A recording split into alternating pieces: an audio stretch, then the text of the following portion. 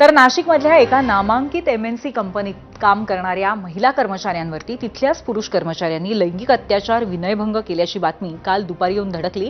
त्यात समोर आलेली गंभीर गोष्ट अशी होती की या कंपनीत धर्मांतराचं रॅकेटही सुरू होतं आणि हे रॅकेट चालवणारे होते या कंपनीत टीम लीडर म्हणून काम करणारे पुरुष कर्मचारी।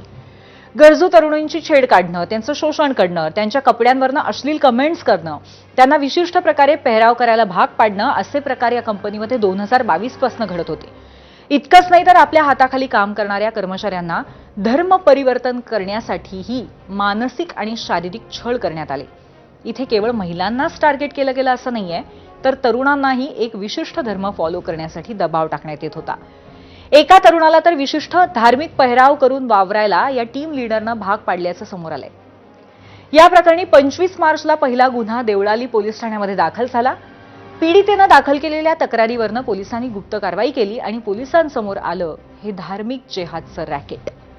या प्रकरणाचं गांभीर्य लक्षात घेऊन तातडीनं एसआयटी स्थापन करण्यात आली आहे। एसआयटी या प्रकरणाची चौकशी करत असून या प्रकरणी 9 गुन्हे देवळाली आणि मुंबई नाका पोलीस ठाण्यामध्ये दाखल झालेत। या प्रकरणी पोलिसांनी काल 6 जणांना अटक केली आहे।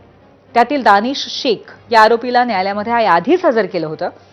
तो सध्या न्यायालयीन कोठडीत आहे, तर उर्वरित 5 आरोपी तौसिफ अत्तार, रजा मेनन, शाहरुख कुरेशी, शफी शेख, आसिफ अन्सारी यांना काल नाशिक जिल्हा न्यायालयानं पोलीस कोठडी दिली आहे। उद्या या 5 जणांना पुन्हा एकदा न्यायालयात हजर केलं जाईल। आता हे प्रकरण समोर आल्यापासून फरार असलेली या कंपनीची HR अश्विनी चेनानीलाही आज पोलिसांनी पुण्यातनं अटक केली आहे, पण अजूनही एक महिला आरोपी फरार असल्याची माहिती आहे।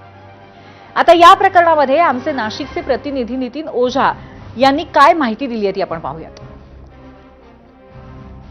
मुंबई नाका पोलीस ठाण्याच्या हद्दीत असणाऱ्या या मुंबई महामार्गालगतच्या नामांकित कंपनीत गेल्या अनेक वर्षांपासून त्या ठिकाणी काम करणाऱ्या ज्या तरुणी आहेत त्यांच्यावर लैंगिक शोषण त्यांचं केलं जात असल्याची तक्रार समोर आली आणि याच मुंबई नाका पोलीस ठाण्याच्या अंतर्गत जवळपास 8 गुन्हे दाखल झालेत, तर देवळाली पोलीस ठाण्यात या संदर्भात एक गुन्हा दाखल झाला आहे।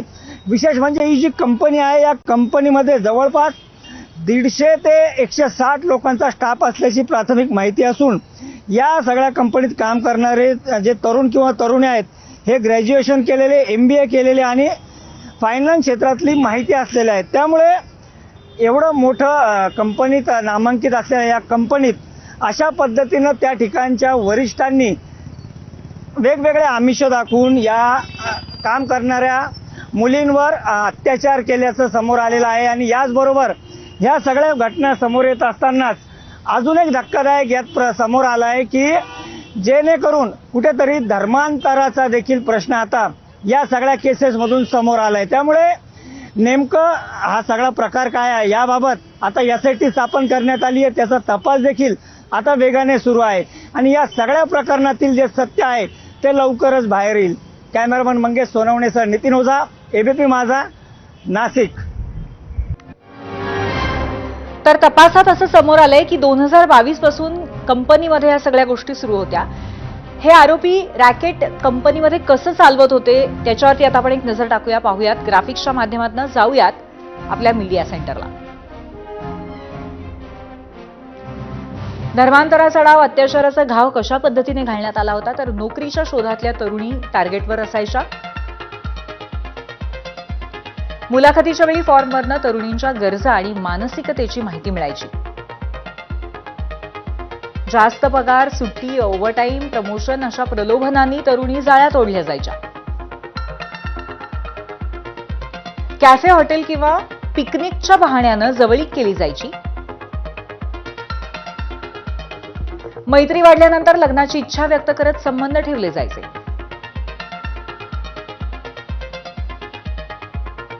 आणि तरुणी जाळ्यात अडकल्यावर लैंगिक शोषण सुरू व्हायचं। एका गुन्ह्यामध्ये पीडित तरुणीचे फोटोज, व्हिडिओज व्हायरल करण्याची धमकी देण्यात आली होती। आरोपीच्या मित्रांनीही तिच्यावर अत्याचार केल्याची माहिती आहे। धर्मांतरासाठी शारीरिक छळ, मानसिक छळ केला गेलाय।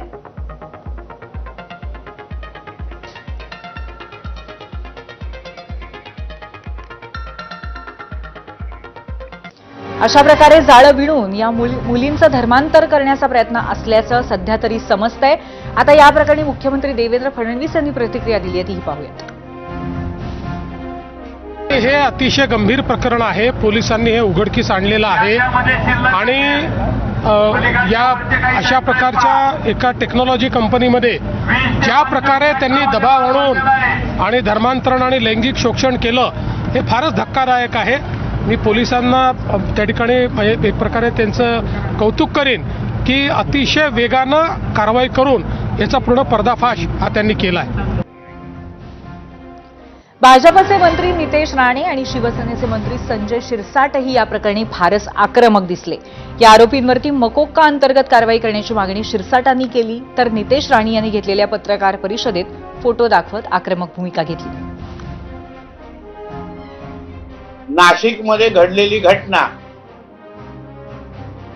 ज्याला कॉर्पोरेट जिहाद म्हणून म्हटलं गेलेलं आहे, त्यासाठी पहिलं तर नाशिक पोलिसांचं, एसपींचं आणि त्याच्याही पेक्षा राज्याचे मुख्यमंत्री आदरणीय देवेंद्र फडणवीस साहेबांचं मी मनापासून आभार मानेन. आमच्या बहिणींना जो न्याय मिळवून दिला, हे जे काही लँड जिहाद, लव्ह जिहाद आणि आता कॉर्पोरेट जिहाद हे जे काही करतात, त्या बाबतीमध्ये समाजाने खरंच विचार करायला पाहिजे. त्या मुलींना चिडचिड ही एका दिवसाची नाही तर अनेक महिन्यापासून, वर्षापासून हे चालू होतं आणि हे प्रकरण एका मुलीबरोबर होतं. तर अनेक मुली यात गुंतलेल्या होत्या आणि त्यांना नंतर त्यांच्याशी लग्न करणे किंवा त्यांचं धर्मांतर करणे हा सुद्धा एक त्यांचा प्रयत्न होता. म्हणून आता ह्या प्रकरणाला सरकारने अत्यंत गांभीर्याने घेतलेलं आहे. यासाठीची नेमणूक केलेली आहे आणि त्या संदर्भामध्ये जे जे लोक आहेत त्यांच्यावर आता ट्रॅप लावणं हे सरकारने आता प्राथमिक ठरवलेली आहे आणि त्याच्यावरती तर मला वाटतं काही लोक अटक झालेत, परंतु आणखीन त्यांची मोठी साखळी कोणती आहे याचा शोध पोलीस घेत आहेत. यानंतर एक छोटासा ब्रेक घेणार आहोत आणि ब्रेक नंतर खरात फाईल्सचे अपडेट पाहूयात. पाहत रहा एबीपी माझा.